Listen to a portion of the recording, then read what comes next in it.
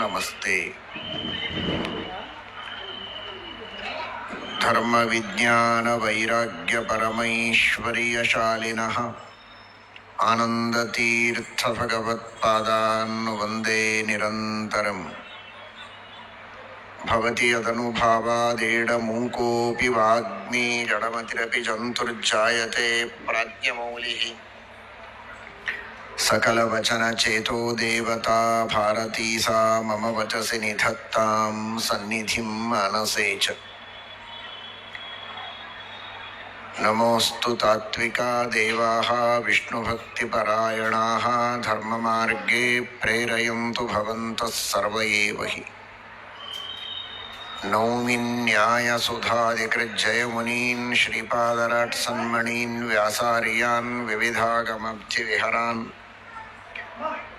ಶ್ರೀವಾದಿರಾಜಾನಪಿ Vande ಹಂಸವರಾನ್ ರಘೂತ್ತಮಗುರೂನ್ ವೈದಗ್ಧ್ಯವಾರಾಂ ನಿಧೀನ್ Shri ಸತ್ಯೋರತರಾಘವೇಂದ್ರ ಮುನಿಪಾನ್ ಸದ್ಬೋಧ ಸಧ್ಯಾನಪಾನ್ ಸತ್ಯಾಭಿಜ್ಞಕರಾಬ್ಜೋತ್ಥಾನ್ ಪಂಚಾಶದ್ವರ್ಷ ಪೂಜಕಾನ್ ಸತ್ಯಪ್ರಮೋದತೀರ್ಥಾರ್ಯಾನ್ Naomi ನ್ಯಾಯಸುಧಾರತಾನ್.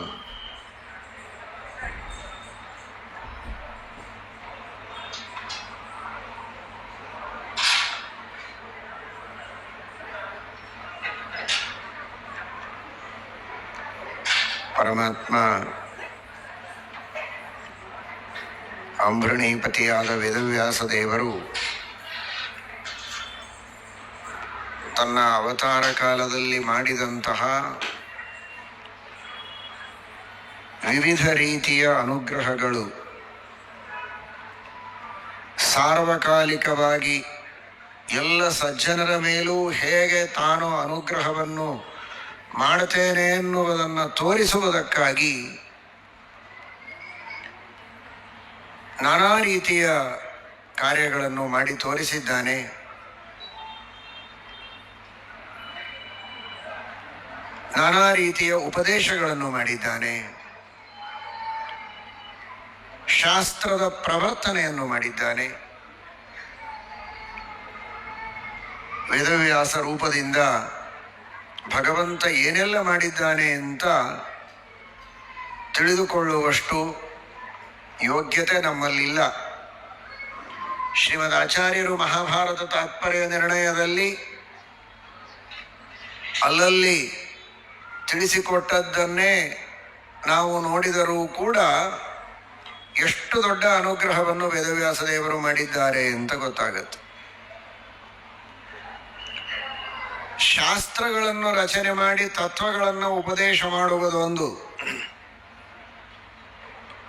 ಅದರ ಜೊತೆಗೆ ಶಾಸ್ತ್ರದ ತತ್ವಗಳು ಮನಸ್ಸಿನಲ್ಲಿ ದೃಢವಾಗಿ ಉಳಿಯಬೇಕು. ಜೀವನವನ್ನ ನಿರಾತಂಕವಾಗಿ ಸಾಗಿಸುವುದಕ್ಕೆ ಏನೆಲ್ಲ ಶಕ್ತಿ ಬೇಕೋ ಅಂತಹ ಶಕ್ತಿಯೂ ನಮ್ಮಲ್ಲಿರಬೇಕು. ವಿಘ್ನಗಳು ಯಾವುದೂ ಬರಬಾರದು, ರೋಗ ರುಜಿನಗಳು ಬರಬಾರದು, ದುಷ್ಟ ಶಕ್ತಿಗಳ ದುಷ್ಪ್ರಭಾವ ನಮ್ಮ ಮೇಲೆ ಆಗಬಾರದು. ಅದೆಲ್ಲದಕ್ಕೆ ಮಂತ್ರಶಕ್ತಿ ಬೇಕು. ಇವತ್ತು ಸಮಗ್ರ ಸಮಾಜದಲ್ಲಿಯೇ ಇರುವಂತಹ ಒಂದು ದೊಡ್ಡ ಕೊರತೆ. ಅನೇಕ ಮಹಾತ್ಮರಿದ್ದಾರೆ, ಸಜ್ಜನರಿದ್ದಾರೆ, ಮಂತ್ರದ ಜಪವನ್ನು ಮಾಡಿ ಮಂತ್ರ ಪ್ರತಿಪಾದ್ಯನಾದ ಸರ್ವಮಂತ್ರ ವೇದ್ಯನಾದ ಭಗವಂತನನ್ನು ಒಲಿಸಿಕೊಂಡು ಅವನ ಅನುಗ್ರಹದಿಂದ ಸುರಕ್ಷಿತವಾಗಿದ್ದಾರೆ. ಆದರೆ ಪ್ರಾಯ ಬಹಳಷ್ಟು ಜನ ತಮ್ಮ ಲೌಕಿಕ ಕಾರ್ಯಗಳಲ್ಲಿ ಆಸಕ್ತರಾಗಿ ಮಂತ್ರಗಳ ಜಪವನ್ನು ಚೆನ್ನಾಗಿ ಮಾಡದೆ ಆ ಕಾರಣಕ್ಕಾಗಿ ನಾನಾ ವಿಧವಾದಂತಹ ದುಷ್ಟ ಶಕ್ತಿಗಳಿಗೆ ಬಲಿಯಾಗುವಂತಹ ಪ್ರಸಂಗ ಇದೆ. ಹಾಗಾದರೆ ನಾವೆಲ್ಲ ಬಲಿಯಾಗಬಾರದು ದುಷ್ಟಶಕ್ತಿಗಳಿಗೆ. ದುಷ್ಟಶಕ್ತಿಗಳನ್ನೇ ದೂರ ಮಾಡುವ ಬಲಿಯಾಗಬೇಕು. ಬಲಿ ಶಬ್ದಕ್ಕೆ ಎರಡು ಅರ್ಥಗಳಿವೆಯಲ್ಲ. ಬಲಿ ಬೀಳೋದಲ್ಲ, ಅವರ ಹಾಕಿದ ಪಾಶಕ್ಕೆ ಬಲಿ ಬೀಳೋದಲ್ಲ, ಬಲಿ ಅಂದರೆ ಬಲಿಷ್ಠರು. ಹಾಗಾದರೆ ಮಂತ್ರಗಳನ್ನು ಬಿಟ್ಟು ದುಷ್ಟಶಕ್ತಿಗಳಿಗೆ ಬಲಿಯಾಗುವುದರ ಬದಲು ಮಂತ್ರಗಳನ್ನು ಚೆನ್ನಾಗಿ ತಿಳಿದುಕೊಂಡು ನಮಗೆ ವಿಹಿತವಾದ ಮಂತ್ರಗಳ ಜಪವನ್ನು ಮಾಡಿ ಆ ಮಂತ್ರೇಶ್ವರನ ಅನುಗ್ರಹವನ್ನು ಪಡೆದು ನಾವೆಲ್ಲ ಬಲಿಯಾಗಬೇಕು, ಬಲಿಷ್ಠರಾಗಬೇಕು. ಬಲಿಷ್ಠರಾಗಿ ಯಾವ ಬಲ, ಅಧ್ಯಾತ್ಮ ಬಲ, ಮಂತ್ರ ಬಲ, ಪುಣ್ಯದ ಬಲವನ್ನು ಪಡೆದುಕೊಂಡು ಆ ಎಲ್ಲ ದುಷ್ಟಶಕ್ತಿಗಳನ್ನು ದೂರ ಮಾಡಿಕೊಳ್ಳಬೇಕು ಅನ್ನುವಂತಹ ಸಂದೇಶವನ್ನು ಜಗತ್ತಿಗೆ ಕೊಡುವುದು ಮಾತ್ರ ಅಲ್ಲ, ಮಂತ್ರಗಳ ಉಪದೇಶವನ್ನು ಮಾಡಿದವರೇ ವೇದವ್ಯಾಸರು.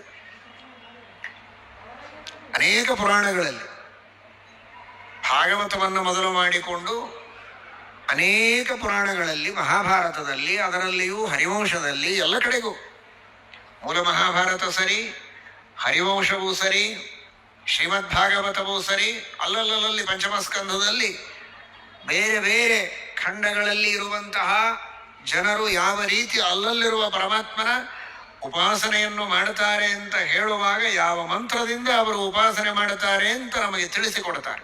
ಆ ಮಂತ್ರಗಳನ್ನೇ ಹೇಳ್ತಾರೆ. ಮಂತ್ರಗಳ ಆ ಒಂದು ದೊಡ್ಡದಾದ ಪರಂಪರೆ ದೇವರೇ ಉಪದೇಶ ಮಾಡಿದ್ದು. ಸ್ವತಃ ಪರಮಾತ್ಮನೇ ಬ್ರಹ್ಮದೇವರಿಗೆ ಉಪದೇಶ ಮಾಡಿ ಆ ಬ್ರಹ್ಮಾದಿ ದೇವತೆಗಳ ಪರಂಪರೆಯಿಂದ ಬಂದದ್ದು, ಕಿವಿಯಿಂದ ಕಿವಿಗೆ ಬಂದದ್ದು. ಆದರೂ ಕೂಡ ಅದು ಸಾಮಾನ್ಯ ಜನರಿಗೆ ಪರಂಪರೆಯ ವಿಚ್ಛೇದವಾಗಿ ತಿಳಿಯದೆ ಹೋಗುವ ಸಂದರ್ಭ ಬಂದೀತು ಅಂತ ಪುರಾಣಗಳಲ್ಲಿಯೂ ಅದನ್ನು ವೇದವ್ಯಾಸ ದೇವರು ಉಲ್ಲೇಖ ಮಾಡುತ್ತಾರೆ. ಭಾಗವತದಲ್ಲಿ ಅನೇಕ ಮಂತ್ರಗಳ ಉಲ್ಲೇಖವನ್ನು ಮಾಡುತ್ತಾರೆ. ಅದರಂತೆ ಎಲ್ಲ ಪುರಾಣಗಳಲ್ಲಿಯೂ ಮಂತ್ರಗಳ ಉಲ್ಲೇಖವನ್ನು ಮಾಡುತ್ತಾರೆ. ಎಲ್ಲ ಪುರಾಣಗಳಲ್ಲಿಯೂ ಪ್ರಾಯ ಅದು ಬ್ರಹ್ಮವೈವರ್ತವೂ ಸರಿ, ಗರುಡ ಪುರಾಣವೂ ಸರಿ, ಅಗ್ನಿ ಪುರಾಣ ಸರಿ, ಇನ್ನು ಅನೇಕ ಪುರಾಣಗಳು ಸರಿ. ಯಾವ ಪುರಾಣಗಳಲ್ಲಿ ಆದರೂ ಬೇರೆ ಬೇರೆ ದೇವತೆಗಳ ಮಂತ್ರಗಳನ್ನು ಹೇಳ್ತಾರೆ, ವಿಷ್ಣು ಮಂತ್ರಗಳನ್ನು ಹೇಳ್ತಾರೆ ವಿಶೇಷವಾಗಿ.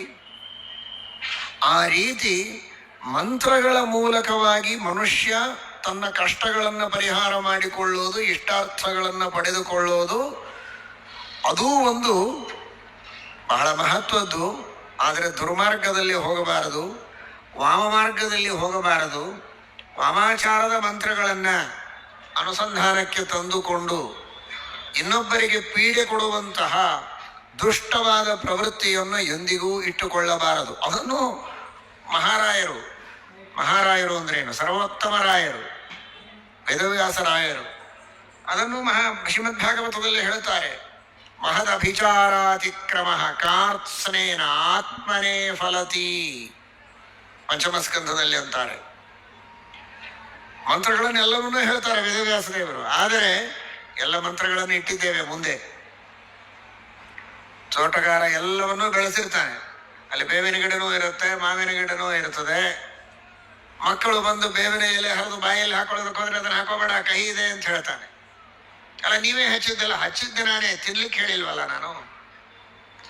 ತಂಪಾದ ಗಾಳಿ, ಅದರ ಗಾಳಿಯಿಂದಲೇ ಆರೋಗ್ಯ. ಆಯುರ್ವೇದದ ಔಷಧದ ದೃಷ್ಟಿಯಲ್ಲಿ ಉಪಯೋಗಿಸಬಹುದು ಬೇರೆ, ಆದರೆ ಸುಮ್ಮನೆ ಉಪಹಾರಕ್ಕೆ ಫಲಾಹಾರಕ್ಕೆ ಅಂತ ತಿನ್ನೋ ಹಾಗಿಲ್ಲ. ಔಷಧ ಅಂತ ತಗೊಳ್ಬಹುದು, ಎಷ್ಟೋ ಅಷ್ಟು. ಹಾಗೆ ಎಲ್ಲವನ್ನು ವೇದವ್ಯಾಸ ದೇವರು ಪುರಾಣಗಳಲ್ಲಿ ಉಲ್ಲೇಖ ಮಾಡಿದರು. ಈ ಮಾರ್ಗಕ್ಕೆ ಹೋಗಬೇಡಿ ಅಂತಾರೆ, ಈ ಮಾರ್ಗಕ್ಕೆ ಹೋಗಿ ಅಂತಾರೆ. ಎಂದಿಗೂ ಇನ್ನೊಬ್ಬರಿಗೆ ಪೀಡೆ ಕೊಡುವ ದುರ್ಬುದ್ಧಿ ನಿಮ್ಮಲ್ಲಿರುವುದು ಬೇಡ. ಮಹದ್ ಅಭಿಚಾರಾತಿಕ್ರಮ ಕಾರ್ತ್ಸ್ನೇನ ಆತ್ಮನೇ ಫಲತಿ. ಅದು ವಿಪರೀತವಾಗಿ ಇನ್ನೊಬ್ಬರಿಗೆ ಪೀಡೆ ಆಗೋದಿಲ್ಲ, ನಿನಗೇ ಅದರಿಂದ ಪೀಡೆ ಆಗ್ತದೆ ಅನ್ನುವುದನ್ನು ವೇದವ್ಯಾಸ ದೇವರು ಎಚ್ಚರಿಕೆಯನ್ನು ಕೊಡ್ತಾರೆ. ಆದರೆ ಉತ್ತಮವಾದ, ಸಾತ್ವಿಕವಾದ, ಆತ್ಮೋದ್ಧಾರಕ್ಕೆ ಕಾರಣವಾದ ಮಂತ್ರಗಳನ್ನಂತೂ ಜಪ ಮಾಡಲೇಬೇಕು, ಕಡ್ಡಾಯ. ಅದಕ್ಕೆ ವಿಘ್ನಗಳ ಪರಿಹಾರಕ್ಕೆ, ಕಷ್ಟಗಳ ಪರಿಹಾರಕ್ಕೆ ಅಪೇಕ್ಷೆ ಇದ್ದರೂ ಸಾತ್ವಿಕವಾದ ವೈಷ್ಣವ ಮಂತ್ರಗಳನ್ನು, ವಿಷ್ಣು ಭಕ್ತರ ಮಂತ್ರಗಳನ್ನು, ಗುರುಗಳ ವಿಶೇಷವಾದಂತಹ ಸ್ತೋತ್ರಗಳನ್ನು ಹೇಳಿ ಆ ಎಲ್ಲ ಕಷ್ಟಗಳ ಪರಿಹಾರ ಮಾಡಿಕೊಳ್ಳಬೇಕೆಂಬ ದಾರಿಯನ್ನು ತೋರಿಸಿಕೊಟ್ಟ ಮಹಾನುಭಾವರು ಕೂಡ ವೇದವ್ಯಾಸದೇವರು. ಮಹಾಭಾರತದ ಯುದ್ಧಕ್ಕಾಗಿ ಸಿದ್ಧರಾದಂತಹ ಪಾಂಡವರು. ಯುಧಿಷ್ಠಿರ ಯುದ್ಧವೇ ಬೇಡ ಅಂತ ಕುಳಿತಂತಹ ವಿರಕ್ತ ಅವನು. ಎಷ್ಟು ವಿಚಿತ್ರ ನೋಡಿ. ಮೂಲ ರೂಪದಲ್ಲಿ ಯಮ ಅಂದ್ರೆ ಹೆಸರು ಕೇಳಿದ್ರೇನೆ ಎಲ್ಲರಿಗೆ ಭಯ, ಅಂಥ ಉಗ್ರ ರೂಪ. ಆದರೆ ಅದ ಯುಧಿಷ್ಠಿರನಾಗಿ ಅವತಾರ ಮಾಡಿದಾಗ, ವಿದುರನಾಗಿ ಅವತಾರ ಮಾಡಿದಾಗ ಶಾಂತ ಮೂರ್ತಿ. ನಾನು ಸ್ವತಃ ಉಗ್ರನಲ್ಲ, ದುಷ್ಟನಲ್ಲ, ಉಗ್ರತೆ ಇದು ನನ್ನ ಸ್ವಭಾವ ಅಂತ ತಿಳಿಯಬೇಡಿ. ದೇವರ ಆಜ್ಞೆ, ಎಲ್ಲರನ್ನ ಸಂಹಾರ ಮಾಡಬೇಕು. ಅವರವರ ಆಯುಷ್ಯ ಮುಗಿದಾಗ ತಪ್ಪು ಮಾಡಿದವರಿಗೆ ನರಕದಲ್ಲಿ ಹಾಕಿ ಘೋರವಾದ ಉಗ್ರವಾದ ಶಿಕ್ಷೆಯನ್ನು ಕೊಡಬೇಕು ಅಂತ ದೇವರ ಆಜ್ಞೆ. ಆ ಪೋಸ್ಟಿನಲ್ಲಿ ನನ್ನನ್ನು ದೇವರು ಕೂಡಿಸಿದ್ದಾನೆ ಅನ್ನೋದಕ್ಕೆ ಆ ಕಾರ್ಯವನ್ನು ನಾನು ಮಾಡುತ್ತೇನೆ ಹೊರತು ಸ್ವಾಭಾವಿಕವಾಗಿಯೇ ನನಗೆ ಎಲ್ಲರ ಮೇಲೇನು ದ್ವೇಷ ಇಲ್ಲ. ನಾನು ಕ್ರೂರನಲ್ಲ, ಅಥವಾ ಧರ್ಮರಾಜ ಯಮ ಇವನು ಕ್ರೂರನಲ್ಲ ಅಂತ ತೋರಿಸಬೇಕು ಅಂತ ದೇವರಿಗೆ ಸಂಕಲ್ಪ ಇದೆ, ಇಚ್ಛೆ ಇದೆ. ಅದಕ್ಕೋಸ್ಕರನೇ ಯುಧಿಷ್ಠಿರನಾಗಿ ಅವತಾರ ಮಾಡಿ ತನ್ನ ಕಾರುಣ್ಯ ಏನು, ತನ್ನ ಸೌಮ್ಯತೆ ಏನು, ತನ್ನ ಅತ್ಯಂತ ಮೃದುವಾದ ಸ್ವಭಾವ ಏನು ಇದನ್ನು ತೋರಿಸಿಕೊಟ್ಟ. ಯಾಕೆ ಅಂದ್ರೆ ಹಾಗಿದ್ರೇನೆ ಅವರಿಗೆ ಪಾಪ ಬರೋದಿಲ್ಲ ಅಂತ. ಯಸ್ಯ ನಾಹಂಕೃತೋ ಭಾವ ಬುದ್ಧಿರ್ಯಸ್ಯ ನ ಲಿಪ್ಯತೆ ಹತ್ವಾಪಿ ಸ ಇಮಾನ್ ಲೋಕಾನ್ ಹಂತಿ ನ ನಿಬದ್ಧತೆ ಅಂತ ಭಗವದ್ಗೀತೆ ಹೇಳುತ್ತೆ. ನಾನು ಮಾಡಿದೆ ಎನ್ನುವ ಸ್ವಾತಂತ್ರ್ಯ ಬುದ್ಧಿ ಅಹಂಕಾರ ಅವರಲ್ಲಿ ಇರಬಾರದು. ರಾಗದ್ವೇಷಗಳಿಂದ ಅವರು ಮಾಡಬಾರದು. ಕೇವಲ ವಿಷ್ಣುವಿನ ಆಜ್ಞೆ, ಇದು ವಿಹಿತವಾದ ಕಾರ್ಯ ಅಂತ ಮಾಡಿದರೆ ಅಷ್ಟು ಜನರನ್ನ ಸಂಹಾರ ಮಾಡಿದರೂ ಅವರಿಗೆ ಕಿಂಚಿತ್ತು ಪಾಪ ಬರೋದಿಲ್ಲ. ಅಷ್ಟೇ ಅಲ್ಲ, ಮಹಾಪುಣ್ಯವೇ ಬರುತ್ತೆ. ಹರ್ಯಾಜ್ಞಾ ಕರ್ಣಾದೇವ ಪುಣ್ಯಮೇಭಿರವಾಪ್ಯತೆ ಎಂಬುದಾಗಿ ಗೀತಾ ತಾತ್ಪರ್ಯದಲ್ಲಿ ಅನುವ್ಯಾಖ್ಯಾನದಲ್ಲಿ ಶ್ರೀಮದಾಚಾರ್ಯರು ತಿಳಿಸಿಕೊಟ್ಟಿದ್ದಾರೆ. ಹಾಗಾಗಿ ರಾಗದ್ವೇಷಗಳಿಂದ ಇವರೆಲ್ಲ ಸಂಹಾರ ಮಾಡುವವರಲ್ಲ. ಯಮ ಆಗಲಿ, ಸುದರ್ಶನ ಆಗಲಿ, ರುದ್ರದೇವರಾಗಲಿ ಇವರೆಲ್ಲ ಸಂಹಾರ ಮಾಡುವವರೇ. ಆದರೆ ಕೇವಲ ವಿಷ್ಣುವಿನ ಪ್ರೀತಿಗಾಗಿ ಅವನ ಆಜ್ಞೆಯಿಂದ ಇದು ಒಂದು ಕರ್ತವ್ಯ ಅಂತ ಮಾಡುವವರೇ ಹೊರತು ಇನ್ಯಾವ ಕಾರಣಕ್ಕಾಗಿಯೂ ಅಲ್ಲ. ಅದನ್ನು ತೋರಿಸೋದಕ್ಕೆ. ಹಾಗಾದ್ರೆ ನಿಜವಾದ ಅವರ ಸ್ವಭಾವ ಹೇಗಿದೆ? ನಿಜವಾದ ಅವರ ಸ್ವಭಾವ ಏನು? ಯಮನ ಸ್ವಭಾವ ಯುಧಿಷ್ಠಿರನಾದಾಗ ನೋಡಿ ಎಷ್ಟು ಸೌಮ್ಯ. ಕೈ ಎತ್ತಿ ಹೊಡೆದರೂ ತಿರುಗಿ ಹೊಡೆಯದೇ ಇದ್ದವ. ತಮಗೆ ವನವಾಸಕ್ಕೆ ಕಳಿಸಿದ್ರೆ ಇಲ್ಲೇ ಸಾಧನೆ ಮಾಡ್ತಾ ಕೊಡ್ತೀನಿ, ರಾಜ್ಯ ಬೇಡವೇ ಬೇಡ ಅಂತ ಕುಳಿತಂತಹ ಮಹಾನುಭಾವ. ರುದ್ರದೇವರು ಭಾರಿ ಉಗ್ರ, ಸಂಹಾರ ಮಾಡುತ್ತಾರೆ ಅಂತ ದೇವರ ಆಜ್ಞೆ ಇದೆ ಅಂತ ಹಾಗೆ ಮಾಡುತ್ತಾರೆ. ಅವರ ನಿಜವಾದ ರೂಪ ಏನು ಶುಕಾಚಾರ್ಯರಾದಾಗ ಗೊತ್ತಾಗತ್ತೆ. ಅವಧೂತ ಚರ್ಯ, ನಿರ್ಲಿಪ್ತರಾಗಿ ಆ ರೀತಿಯ ವಿರಕ್ತ ಶಿಖಾಮಣಿಗಳಾಗಿ ಶುಕಾಚಾರ್ಯರಾದಾಗ ತಮ್ಮ ಸ್ವರೂಪ ಏನು ಅಂತ ತೋರಿಸಿಕೊಟ್ಟಿದ್ದಾರೆ. ಯಾವಾಗಲೂ ಜ್ಞಾನದಲ್ಲಿ ಆಸಕ್ತಿ, ಉಪದೇಶ, ಯಾವಾಗಲೂ ಭಕ್ತರ ಉದ್ಧಾರ, ಭಗವಂತನ ಚಿಂತನೆ, ಯಾವ ವಿಷಯಗಳ ಕಡೆಗೂ ಆಸಕ್ತಿ ಇಲ್ಲ. ಇದು ಅವರ ನಿಜವಾದ ವೈರಾಗ್ಯಾಧಿಪತಿಗಳವರು. ನೋಡೋದಕ್ಕೆ ಯಾವಾಗಲೂ ಪಾರ್ವತಿಯ ಜೊತೆಗಿರ್ತಾರೆ, ಓ ಅಷ್ಟು ಆಸಕ್ತರೇ ಅಂತ. ಅವರು ಆಸಕ್ತರಲ್ಲ, ವೈರಾಗ್ಯಾಧಿಪತಿಗಳವರು. ನಿತ್ಯದ ದೇವರ ಪೂಜೆಯಲ್ಲಿ ರುದ್ರದೇವರ ಪೂಜೆ ಮಾಡುವಾಗ ವೈರಾಗ್ಯಾಧಿಪತಿಯೇ ರುದ್ರಾಯ ನಮಃ ಅಂತ ಹೇಳುತ್ತೇವೆ. ವೈರಾಗ್ಯಕ್ಕೆ ಅಧಿಪತಿಗಳಾಗಿ ರುದ್ರದೇವರು ಮಹಾನುಭಾವರಾಗಿದ್ದವರು. ನಿಜವಾಗಿ ಅದು ಬಹಳ ದೊಡ್ಡ ಮಟ್ಟ. ಅದು ಅಂದ್ರೆ ಮೇಲ್ನೋಟಕ್ಕೆ ಎಲ್ಲರ ದೃಷ್ಟಿಗೆ ಕಾಣುವಂತೆ ಭೋಗವನ್ನ ಮಾಡಿದಂತೆ ತೋರಿಸಿದರೂ ಕೂಡ ಭೋಗದಲ್ಲಿ ಆಸಕ್ತರಾಗದೆ ಯೋಗದಲ್ಲಿ ಆಸಕ್ತರಾಗಿದ್ದವರು, ಭಗವಂತನ ಧ್ಯಾನದಲ್ಲಿ ಆಸಕ್ತರಾಗಿದ್ದವರು ಅಂತಿದ್ದಾರಲ್ಲ, ಅವರು ಬಹಳ ದೊಡ್ಡ ಯೋಗ್ಯತೆಯವರು ಅಂತ ಪ್ರಮೇಯ ದೀಪಿಕಾದಲ್ಲಿ, ಗೀತಾಭಾಷ್ಯ ಪ್ರಮೇಯ ದೀಪಿಕಾದಲ್ಲಿ ಶ್ರೀಮಠ್ ಟೀಕಾಕೃತ್ಪಾದರು ಹೇಳ್ತಾರೆ. ವಿಷಯಗಳ ಸನ್ನಿಕರ್ಷವೇ ಆಗದಿರುವಂತೆ ಮಾಡಿಕೊಳ್ಳುವುದೊಂದು, ವಿಷಯಗಳ ಸನ್ನಿಕರ್ಷವಾದರೂ ಮನಸ್ಸು ಅಲ್ಲಿ ನೆಲೆಸದಂತೆ, ಭಗವಂತನ ಪಾದಗಳಲ್ಲಿಯೇ ಮನಸ್ಸು ನೆಲೆಸುವಂತೆ ಯಾವಾಗಲೂ ತಮ್ಮ ಮನಸ್ಸನ್ನು ನಿಯಂತ್ರಣದಲ್ಲಿ ಇಟ್ಟುಕೊಂಡವರು. ಅವರು ನಿಜವಾದ ವಿರಕ್ತರು, ವೈರಾಗ್ಯ ಶಿಖಾಮಣಿಗಳು. ದೇವತೆಗಳೆಲ್ಲ ಹಾಗಿರ್ತಾರೆ. ದೇವಾದೀನಾಂ ಆದಿರಾಜ್ಞಾಂ ಮಹೋದ್ಯೋಗೇಪಿ ನೋ ಮನಃ ವಿಷ್ಣೋಶ್ಚಲತಿ ತದ್ಭೋಗೋಪಿ ಅತೀವ ಹರಿತೋಷಣಂ. ಅವರು ಮಾಡುವ ಭೋಗದಿಂದಲೂ ದೇವರನ್ನು ಸಂತೋಷಪಡಿಸ್ತಾರೆ. ಭೋಗ ಮಾಡುವಾಗಲೂ, ಇಡೀ ರಾಜ್ಯವನ್ನ ಆಳುವಾಗಲೂ ದೇವತೆಗಳಂತೂ ಜಗತ್ತನ್ನೇ ಆಳುವಾಗಲು ಜಗತಾಂ ಈಶಿರೆ ಅಂತಂತದೆ ಭಾಗವತ. ಜಗನ್ನಿಯಾಮಕಾರವರಲ್ಲ, ಅವರವರ ಮಟ್ಟಕ್ಕೆ. ಅಂತಹ ಜಗನ್ನಿಯಮನಾದಿ ಮಹಾವ್ಯಾಪಾರಗಳನ್ನು ಮಾಡಿದರೂ ಕೂಡ ದೇವತೆಗಳಿಗೆ ವಿಷಯಗಳಲ್ಲಿ ಆಸಕ್ತಿ ಇರೋದಿಲ್ಲ, ವಿರಕ್ತರಾಗಿರ್ತಾರೆ. ಇದು ದೇವತೆಗಳ ಮಹತ್ವ. ಅಂಥ ದೇವತೆಗಳ ಮಹತ್ವ ಏನುಂಟಲ್ಲ, ಅದನ್ನು ನಾವು ಅರ್ಥ ಮಾಡಿಕೊಳ್ಳಬೇಕು. ಅದಕ್ಕಾಗಿ ಅವರೊಂದು ರೂಪದಿಂದ ಅದನ್ನು ತೋರಿಸ್ತಾರೆ. ಶುಕಾಚಾರ್ಯರಾದಾಗ ಅದನ್ನು ಪ್ರಕಟ ಮಾಡಿದರು. ಆದರೆ ಅವರು ರುದ್ರದೇವರಾದಾಗಲೂ ಶುಕಾಚಾರ್ಯರಿದ್ದಾಗೆ ಇರ್ತಾರೆ. ಮೇಲ್ನೋಟಕ್ಕೆ ಅವರಿಗೆ ವಿಷಯಾಸಕ್ತಿ ಇದೆ ಅಂತ ಅದ್ಯ ಜನರಿಗೆ ತೋರತ್ತೆ. ಅವರಿರೋದು ಯಾವಾಗಲೂ ಶುಕಾಚಾರ್ಯರ ಹಾಗೇನೆ.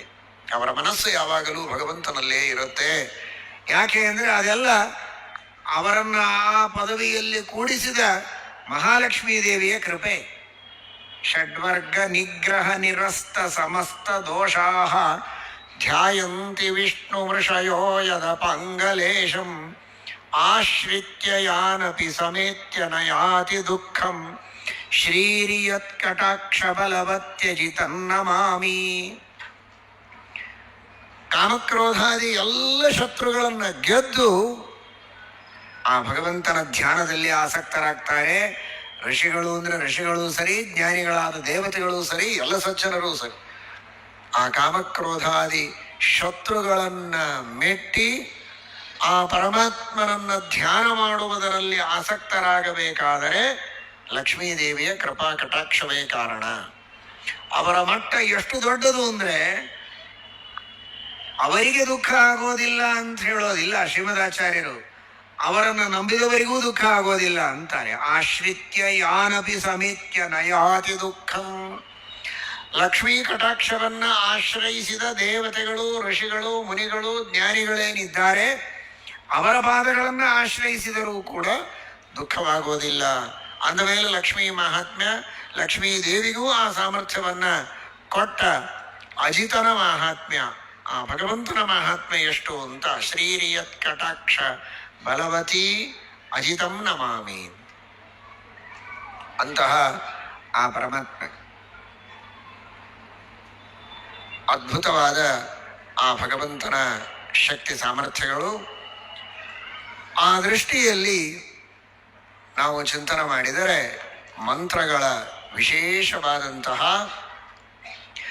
ಜಪವನ್ನು ಮಾಡಿ ಯಮಧರ್ಮರಾಜ ತಾನಿನ್ನ ಮೇಲೆ ಯುದ್ಧಕ್ಕೆ ಸಿದ್ಧನಾಗಬೇಕು ಅಂತ ತಯಾರಾಗ್ತಾ ಇದ್ದಾನೆ. ಭೀಮಸೇನ ದೇವರು ಅಷ್ಟು ವ್ಯವಸ್ಥೆ ಮಾಡಿದ್ರು. ಮಧ್ಯದಲ್ಲಿ ಯುದ್ಧ ಎಲ್ಲ ಬೇಡ ಅಂತ ಕುಳಿತಾಗ ಅವನಿಗೆ ಉತ್ಸಾಹವನ್ನು ತುಂಬಿದರು.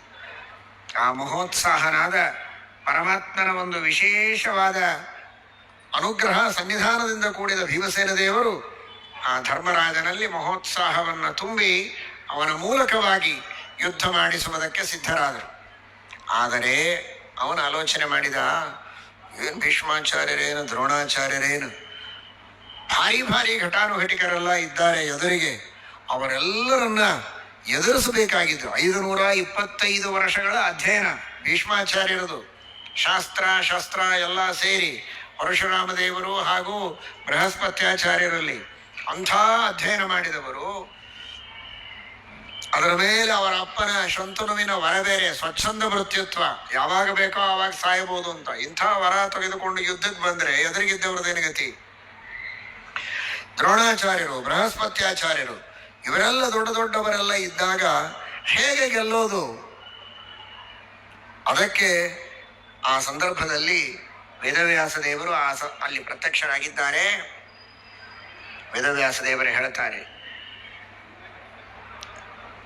ಮಂತ್ರಗಳ ಉಪದೇಶವನ್ನು ನಿನಗೆ ಮಾಡುತ್ತೇನೆ, ಚಿಂತೆ ಮಾಡಬೇಡ. ಅವುಗಳು ರಕ್ಷಣೆ ಮಾಡೋದಕ್ಕಾಗೇ ಇರೋ ಮಂತ್ರಗಳು.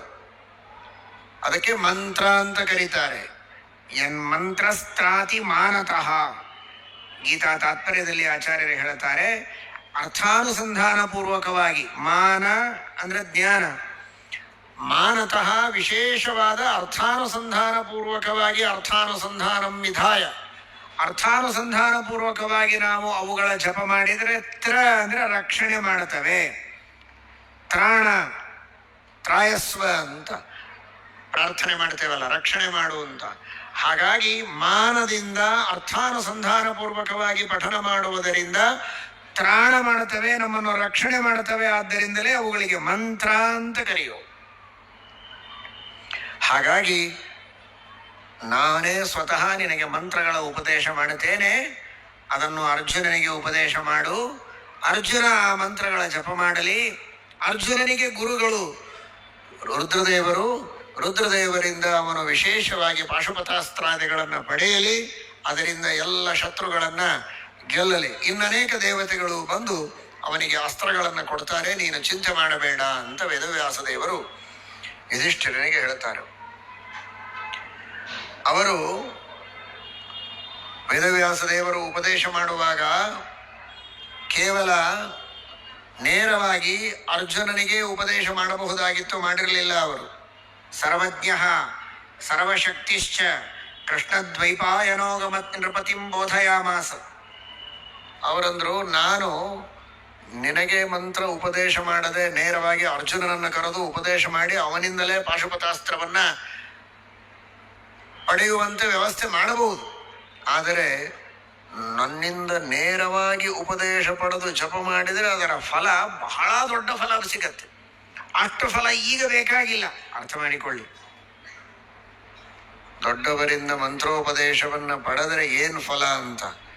ಸಾಮಾನ್ಯವಾಗಿ ಜ್ಞಾನಿಗಳಿಂದ ಪಡೆದರೆ ವಿಶೇಷ ಫಲ ಅಂತ ಇರಬೇಕಾದರೆ ಸರ್ವೋತ್ತಮನಾದ ಭಗವಂತ, ಸರ್ವಶಕ್ತನಾದ ಪರಮಾತ್ಮ, ಅದನ್ನೇ ವಿಶೇಷಣ ಕೊಡ್ತಾರೆ ಆಚಾರ್ಯರು. ಸರ್ವಜ್ಞ ಸರ್ವಶಕ್ತಿಶ್ಚ, ಸರ್ವಶಕ್ತಿ ಸಂಪನ್ನ, ಅನಂತ ಶಕ್ತಿ ಸಂಪನ್ನನಾದ ಪರಮಾತ್ಮ. ಅಂತಹ ಭಗವಂತ ಮಂತ್ರೋಪದೇಶ ಮಾಡಿದರೆ ಆ ಒಂದು ಮಂತ್ರದಿಂದ ಒಂದು ಫಲ ಬರುವಲ್ಲಿ ಅನಂತ ಫಲ ಬರುತ್ತದೆ. ಅಷ್ಟು ಫಲ ಈಗ ಬೇಕಾಗಿಲ್ಲ. ಅದಕ್ಕೆ ಜಪ ಮಾಡಿ ಸಿದ್ಧಿ ಪಡೆದುಕೊಳ್ಳಬೇಕಾದವನು ಅರ್ಜುನ. ಅವನಿಗೆ ನಾನು ನೇರ ಉಪದೇಶ ಮಾಡೋದಿಲ್ಲ. ನಿನಗೆ ಉಪದೇಶ ಮಾಡುತ್ತೇನೆ, ಆದರೆ ನೀನು ಸಿದ್ಧಿ ಪಡೆದುಕೊಳ್ಳೋದಿಲ್ಲ. ಹಾಗಾದರೆ ನಿನಗೆ ಉಪದೇಶ ಮಾಡುತ್ತೇನೆ, ನೀನು ಅರ್ಜುನನಿಗೆ ಉಪದೇಶ ಮಾಡು. ನಿನ್ನ ಮಾಧ್ಯಮದಿಂದ ಅರ್ಜುನನಿಗೆ ಉಪದೇಶ ಆದರೆ ಅದಕ್ಕೆ ಎಷ್ಟು ಫಲ ಸಿಗಬೇಕೋ ಅಷ್ಟೇ ಸಿಗತ್ತೆ.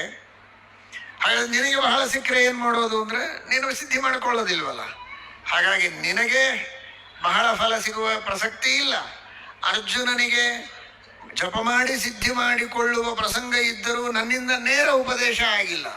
ಆದ್ದರಿಂದ ಅವನಿಗೂ ಎಷ್ಟು ಬೇಕೋ ಅಷ್ಟೇ ಫಲ. ಏನು ಫಲ ಬೇಕೀಗ? ಕೌರವರ ಜಯ ಅಷ್ಟೇ, ಬಹಳ ದೊಡ್ಡದಲ್ಲ ಅದು. ಮೋಕ್ಷವೇ ಮಹಾಫಲ. ಆ ಕೌರವಾದಿಗಳ ಜಯವನ್ನ ಸಂಪಾದನೆ ಮಾಡುವುದಕ್ಕೆ ನಿನ್ನ ದ್ವಾರ ಉಪದೇಶವಾದರೆ ಸಾಕು ಎಂಬುದಾಗಿ ಭೀಷ್ಮ ಧರ್ಮರಾಜನ ದ್ವಾರ ಪರಮಾತ್ಮ ವೇದವ್ಯಾಸ ದೇವರು ಮಂತ್ರದ ಉಪದೇಶವನ್ನು ಮಾಡಿಸಿದ್ದಾನೆ. ನೋಡಿ ಎಂತಹ ವಿಚಿತ್ರ. ಸ್ವಯಂ ತಾನು ಸರ್ವೋತ್ತಮ, ಆದರೂ ರುದ್ರದೇವರ ಮಂತ್ರ, ಬೇರೆ ಬೇರೆ ದೇವತೆಗಳ ಮಂತ್ರಗಳನ್ನು ಉಪದೇಶ ಮಾಡಿಸಿದ್ದಾನೆ. ಆ ಎಲ್ಲ ಮಂತ್ರಗಳ ಜಪವನ್ನು ಮಾಡಿ ಅರ್ಜುನ ಸಿದ್ಧಿಯನ್ನು ಪಡೆದುಕೊಂಡು ರುದ್ರದೇವರ ಸಾಕ್ಷಾತ್ಕಾರವನ್ನು ಮಾಡಿಕೊಂಡು ಆ ರುದ್ರದೇವರ ಅನುಗ್ರಹದಿಂದ ಪಾಶುಪತಾಸ್ತ್ರವನ್ನು ಪಡೆದು ಇನ್ನಿತರ ದೇವತೆಗಳಿಂದಲೂ ಬೇರೆ ಬೇರೆ ಅಸ್ತ್ರಗಳನ್ನು ಪಡೆದು ಕೌರವರನ್ನು, ಭೀಷ್ಮ ದ್ರೋಣಾದಿಗಳನ್ನು ಎಲ್ಲರನ್ನು ಗೆದ್ದಿದ್ದಾನೆ ಎನ್ನುವ ಮಾತನ್ನು ನಾವು ಮಹಾಭಾರತ ಹಾಗೂ ಮಹಾಭಾರತ ತಾತ್ಪರ್ಯ ನಿರ್ಣಯದಿಂದ ನಾವು ತಿಳಿತೇವೆ. ಇದನ್ನು ತಿಳಿಯೋದರಿಂದ ನಮಗೆಲ್ಲ ತಿಳಿಯಬೇಕಾದದ್ದು, ಅರ್ಥ ಮಾಡಿಕೊಳ್ಳಬೇಕಾದದ್ದು ಸಂದೇಶ ಏನು ಅಂದರೆ, ಮೊದಲು ತಿಳಿದಂತೆ ಮಂತ್ರಗಳ ಜಪವನ್ನು ನಾವು ವಿಶೇಷವಾಗಿ ನಿತ್ಯದಲ್ಲಿ ಮಾಡಬೇಕು. ನಿತ್ಯದಲ್ಲಿ ಮಾಡ್ತಾ ಇರಬೇಕು. ಕೆಲವು ಕಷ್ಟ ಬಂದಾಗ ಮಾತ್ರ ಮಾಡುವಂಥದ್ದು, ಅವುಗಳೆಲ್ಲ ಮೆಡಿಸಿನ್ ಇದ್ದ ಹಾಗೆ, ಔಷಧಗಳಿದ್ದ ಹಾಗೆ. ಜ್ವರ ಬಂದರೆ ಔಷಧಿ ತಗೊಳ್ಳೋದು, ದಿವಸ ಒಂದು ಔಷಧಿ ತಗೊಳ್ತಾ ಇರಬಾರದು, ಅದರಿಂದ ಮತ್ತಷ್ಟು ದೇಹಕ್ಕೆ ಹಾನಿಯಾಗತ್ತೆ. ಜ್ವರ ಬಂದಾಗ ಮಾತ್ರ ಔಷಧಿಯ ಸ್ವೀಕಾರ. ಆದರೆ ದೇಹ ಚೆನ್ನಾಗಿ ಆರೋಗ್ಯವಂತವಾಗಿರಬೇಕಾದ್ರೆ ಆಹಾರ ಸೇವನೆಯೂ ಒಂದು ಮುಖ್ಯ. ಹಿತವಾದ ವಿಹಿತವಾದ ಆಹಾರಗಳನ್ನು ಮಿತವಾದ ರೀತಿಯಲ್ಲಿ ಕಾಲಕಾಲಕ್ಕೆ ನಿತ್ಯವೂ ತಗೊಳ್ಳೇಬೇಕು. ಹಾಗೆ ನಿತ್ಯದಲ್ಲಿಯೂ ಜಪ ಮಾಡಬೇಕಾದ ಮಂತ್ರಗಳಿವೆ. ಅವುಗಳು ಆಹಾರ ಇದ್ದಂತೆ ನಮಗೆ ಪುಷ್ಟಿ. ಹೇಗೆ ದೈಹಿಕ ಶಕ್ತಿಗೆ ಅನ್ನ ಬೇಕೋ ಹಾಗೆ ನಮ್ಮ ಅಧ್ಯಾತ್ಮ ಶಕ್ತಿಗೆ, ಆಧ್ಯಾತ್ಮಿಕ ಶಕ್ತಿಗೆ, ಮಾನಸ ಶಕ್ತಿಗೆ ಆತ್ಮದ ಶಕ್ತಿಯ ವಿಶೇಷವಾದಂತಹ ಅಭಿವೃದ್ಧಿಗೆ ನಮಗೆಲ್ಲ ಬೇಕಾದದ್ದು ಮಂತ್ರಬಲ. ಆ ನಿತ್ಯದಲ್ಲಿ ಮಾಡುವ ಮಂತ್ರಗಳ ಜಪ, ಅದನ್ನು ಮಾಡ್ತಾ ಇದ್ರೆ ನಮಗೆ ನಿತ್ಯದಲ್ಲಿಯೂ ಪುಷ್ಟಿ ಇರುತ್ತದೆ, ಎಲ್ಲ ಸದ್ಗುಣಗಳು ನಮ್ಮಲ್ಲಿ ಇರ್ತವೆ. ಭಗವಂತನ ಹಾಗೂ ಉಳಿದೆಲ್ಲ ದೇವತೆಗಳ ಗುರುಗಳ ಅನುಗ್ರಹ ಸದಾಕಾಲದಲ್ಲಿ ನಮ್ಮ ಮೇಲೆ ಇರುತ್ತದೆ. ಅದರಿಂದ ನಾವು ಎಲ್ಲ ಸಾಕಷ್ಟು ಕಷ್ಟಗಳನ್ನು ನಿತ್ಯದಲ್ಲಿ ಮಾಡುವಂತಹ ಜಪಗಳಿಂದಲೇ ನಾವು ದೂರ ಮಾಡಿಕೊಳ್ಬೋದು. ನಮ್ಮೊಳಗೇನೆ ರೋಗ ನಿರೋಧಕ ಶಕ್ತಿಯನ್ನು ಸ್ವಾಭಾವಿಕವಾಗಿ ದೇವರಿಟ್ಟಿದ್ದಾನೆ. ಔಷಧಿ ಬೇಕಾಗಿಲ್ಲ. ಬೇಕಾದಷ್ಟು ರೋಗಾಣುಗಳು ಸುತ್ತಾಡ್ತಾ ಇರುತ್ತವೆ. ಅವುಗಳೆಲ್ಲವನ್ನ ನಮ್ಮ ದೇಹದೊಳಗಿರುವ ಸ್ವಾಭಾವಿಕವಾದ ರೋಗ ನಿರೋಧಕ ಶಕ್ತಿ ಅದೇನೇ ಅವುಗಳನ್ನು ದೂರ ಮಾಡಿಬಿಡುತ್ತದೆ, ಅವುಗಳನ್ನು ನಾಶ ಮಾಡಿಬಿಡುತ್ತದೆ. ಆಹಾರದೊಳಗಿರುವ ಎಷ್ಟೋ ದೋಷಗಳನ್ನು ನಮ್ಮ ದೇಹದೊಳಗಿರುವ ಆ ರೋಗ ನಿರೋಧಕ ಶಕ್ತಿಯಿಂದ ನಾವು ದೂರ ಮಾಡಿಕೊಳ್ತೇವೆ. ಅದೆಲ್ಲ ಮೀರಿ ಕೆಲವೊಮ್ಮೆ ಮಾತ್ರ ಔಷಧಿಯನ್ನು ಸ್ವೀಕಾರ ಮಾಡಬೇಕಾಗತ್ತೆ. ಔಷಧಿಯಿಂದಲೇ ರೋಗದ ನಿವಾರಣೆ ಅಂತ ತಿಳ್ಕೋಬೇಡಿ. ಹಾಗೆ ನಮ್ಮಲ್ಲಿ ಸಹಜ ರೋಗ ನಿರೋಧಕ ಶಕ್ತಿ ಒಂದಿರಬೇಕಲ್ಲ. ಆ ಸಹಜವಾದ ಸ್ವಾಭಾವಿಕವಾದ ಏನು ಒಂದು ಇಮ್ಯುನಿಟಿ ಇದೆ, ರೋಗ ನಿರೋಧಕ ಶಕ್ತಿ ಇದೆ, ಅದು ನಿತ್ಯದಲ್ಲಿ ಮಾಡುವ ಗಾಯತ್ರಿ, ನಾರಾಯಣಾದಿ ಮಂತ್ರಗಳು, ಇನ್ನನೇಕ ದೇವತೆಗಳ ಹಾಗೂ ಗುರುಗಳ ಸ್ತೋತ್ರಗಳು, ಮಂತ್ರಗಳು, ಅವುಗಳನ್ನು ನಾವು ಪಠನ ಮಾಡುತ್ತಾ ಇದ್ರೆ ನಮ್ಮಲ್ಲಿ ಆ ತರಹದ ಒಂದು ಶಕ್ತಿ ಜಾಗರೂಕವಾಗಿರುತ್ತದೆ. ಅದನ್ನು ಎಂದಿಗೂ ತಪ್ಪಿಸಬಾರದು. ಅಂತಹ ಮಂತ್ರಬಲವನ್ನ ನಾವು ಪಡೆದುಕೊಂಡು ಇವರೆಲ್ಲರನ್ನ ಜಯಿಸಬೇಕು. ವೇದವ್ಯಾಸ ದೇವರು ಹೇಳಿದ್ದೇನು? ಭೀಷ್ಮದ್ರೋಣಾದಿ ವಿಷಯೇ ಏತಾವದ್ವೀರ್ಯಮೇವ ಹಿ ಅಲಂ ನಾತೋಹಿಕಂ ಕಾರ್ಯಮೇತಾವದ್ಯೋಗ್ಯಮಸ್ತ್ಯ ಚ.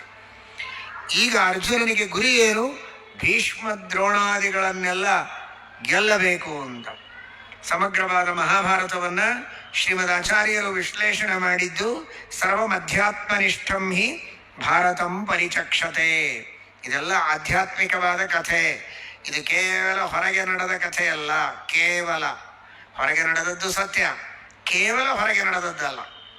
ಯಾಕೆಂದ್ರೆ ಕೆಲವರೆಲ್ಲ ಹಾಗೆ ಹೇಳುವವರಿದ್ದಾರೆ, ನಿಜವಾಗಿ ಯುದ್ಧ ನಡೆದೇ ಇಲ್ಲ, ಸುಮ್ಮನೆ ಇದೊಂದು ಕಾಲ್ಪನಿಕವಾದದ್ದು. ಭಗವದ್ಗೀತೆಯ ಉಪದೇಶ ರಣರಂಗದಲ್ಲಿ ಆಯಿತು. ರಣ ಇಲ್ಲ, ರಂಗ ಇಲ್ಲ. ರಂಗನಿಗೆ ಮನಸ್ಸು ಬಂತು ಉಪದೇಶ ಮಾಡಬೇಕು ಅಂತ ಮಾಡಿದ ಅಷ್ಟೇ ಹೊರತು ರಣರಂಗ ಏನಿರಲಿಲ್ಲ ಅಲ್ಲಿ ಅಂತ ಹೇಳುವವರಿದ್ದಾರೆ ಕೆಲವರು. ಅದು ಸರಿಯಲ್ಲ, ಎಲ್ಲ ಸತ್ಯ ಘಟನೆಯೇ. ಆದರೆ ಕೇವಲ ಬಾಹ್ಯ ಯುದ್ಧಕ್ಕೆ ಸಂಬಂಧಪಟ್ಟದ್ದಲ್ಲ, ಇಷ್ಟು ಮಾತ್ರ ನಿಜ. ಇದು ಆಂತರ ಯುದ್ಧಕ್ಕೂ ಸಂಬಂಧಪಟ್ಟದ್ದು. ಅದೇನು ಅಂತ ಶ್ರೀಮದ್ ಆಚಾರ್ಯರೇ ಪ್ರಾರಂಭದಲ್ಲಿ ಇದೇ ಮಹಾಭಾರತ ತಾತ್ಪರ್ಯ ನಿರ್ಣಯದಲ್ಲಿ ತಿಳಿಸಿಕೊಡ್ತಾರೆ. ದ್ರೋಣಾದ್ಯಾಹ ಇಂದ್ರಿಯಾಣ್ಯನ್ನೇ. ದ್ರೋಣಾದಿಗಳೆಲ್ಲ ಇಂದ್ರಿಯಗಳಿದ್ದಂತೆ ಅಂತ. ಇವರೆಲ್ಲ ಇಂದ್ರಿಯಗಳ ಪ್ರತೀಕರು, ಇಂದ್ರಿಯಾಭಿಮಾನಿಗಳು ಅಂತ. ಹಾಗಾಗಿ ಇವರೆಲ್ಲರನ್ನ ಗೆಲ್ಲೋದು ಅರ್ಜುನನಿಗೆ ಬೇಕಾಗಿತ್ತು. ಇದರ ಅರ್ಥ ಇಂದ್ರಿಯಗಳನ್ನು ನಾವೆಲ್ಲ ಗೆಲ್ಲಬೇಕಾಗಿದೆ. ಅರ್ಜುನರು ಅರ್ಜುನ ಅಂದ್ರೆ ಶುಭ್ರವಾದ ಸಾತ್ವಿಕ ಜೀವರು ಯಾರೆಲ್ಲ ಇದ್ದಾರೆ ಅವರೆಲ್ಲ ದ್ರೋಣಾದಿಗಳನ್ನ ಗೆಲ್ಲಬೇಕಾಗಿದೆ. ಅಂದ್ರೆ ಇಂದ್ರಿಯಗಳನ್ನ ಗೆಲ್ಲಬೇಕಾಗಿದೆ. ಜಿಹ್ವೈಕತೋಚ್ಯುತ ವಿಕರ್ಷತಿ ಮಾ ವಿತೃಪ್ತ ಶಿಷ್ಣೋನ್ಯತಸ್ತ್ವಗುದರಂ ಶ್ರವಣಂ ಕುತಶ್ಚಿತ್ ಘ್ರಾಣೋನ್ಯತಶ್ಚ ಫಲದೃಕ್ವಚ ಕರ್ಮಶಕ್ತಿ ಬಹ್ವ್ಯಃ ಸಪತ್ನ್ಯ ಇವ ಗೇಹಪತಿಂ ಲುನಂತಿ. ಇವುಗಳೆಲ್ಲ ಇಂದ್ರಿಯಗಳು ಸಾಧಕನಾದ ಜೀವನನ್ನ ಈಚೆ ಆಚೆ ಎಳೆದೆಳೆದು ಸಾಧನೆ ಮಾಡದೇ ಇರೋ ಹಾಗೆ ಅಧೋಗತಿಗೆ ಕರೆದುಕೊಂಡು ಹೋಗ್ತವೆ. ಅವುಗಳನ್ನು ಗೆದ್ದು ಈ ಆತ್ಮ ವಿವೇಕದಿಂದ ಸನ್ಮಾರ್ಗದಲ್ಲಿ ಬರುವುದಕ್ಕೆ ಅವುಗಳೆಲ್ಲವನ್ನ ಇಂದ್ರಿಯಗಳನ್ನು ತನ್ನ ಹತೋಟಿಯಲ್ಲಿ ವಶದಲ್ಲಿ ಇಟ್ಟುಕೊಂಡು ಯಾವ ರೀತಿ ತಾನು ಸಾಧನೆಯನ್ನು ಮಾಡಬಹುದೋ ಹಾಗೆ ಮಾಡಬೇಕಾಗಿದ್ದರೆ ಈ ಮಂತ್ರಗಳೆಲ್ಲ ಬೇಕು.